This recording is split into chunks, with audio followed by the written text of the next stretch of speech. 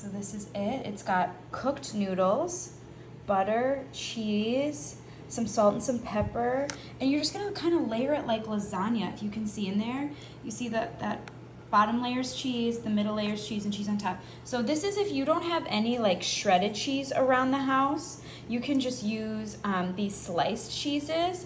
I like to get mine from Costco. So like I always just have sliced cheese around and I don't always have shredded. So this just makes like, it's gonna melt like really evenly. That's why I love this. And an important thing is to really make sure that you're pre-cooking your noodles. And then that was probably about, you know, like this much milk, not a ton. And then you're gonna put it in the oven and it's not gonna go on for very long. Like I'd watch it maybe 15 to 20 minutes. Okay, so now is the moment of truth. We're gonna mix this up. See, look how great this cheese melted. You don't want it to burn, and also the sliced cheese just doesn't really burn. If you want, you can add a little more pepper to the top, you can add more salt, but we're gonna mix it all up. Remember, we've got butter, about a full stick of butter, cheese slices, 1, 2, 3, 4, 5, 6, 7, 8, 9, 10. So maybe a whole packet of cheese sauces, half a bag of noodles. I like to make this when there's just like 2 people, or this is supposed to just be a side dish where you don't need like a whole container, but you still want homemade mac and cheese. So we're gonna mix it. Look at this. Okay, okay. Look at this yummy cheese.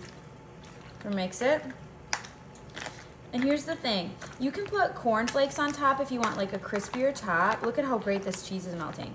I always like to use a reusable container for this because, or a disposable, because if you don't want to have to clean all this cheese off, because melted cheese is really hard to clean off, you don't have to.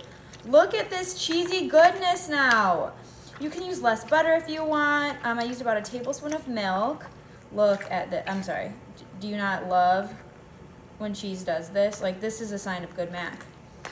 Okay, so also I think this one is really easy because it's like a homemade mac and cheese that isn't too complicated. Like some homemade mac and cheeses are like, oh my gosh, I need 40 different cheeses in order to make this. Not this one. So you're just gonna boil the noodles first to about al dente, and then you're going to put some cheese on it, mix it up, put some butter, and let's give this a try. This looks really good.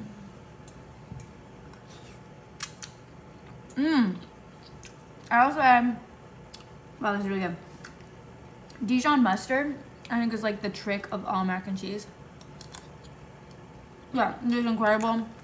I feel like Dijon adds like that extra little bite that makes mac and cheese really special.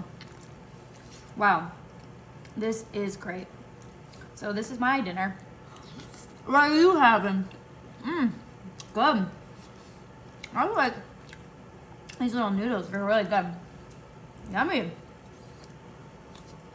Yum, yum, yum, 10 stars. So this is it all mixed up. So remember, we've got Dijon in there. Like I said, I think that's what makes it really good.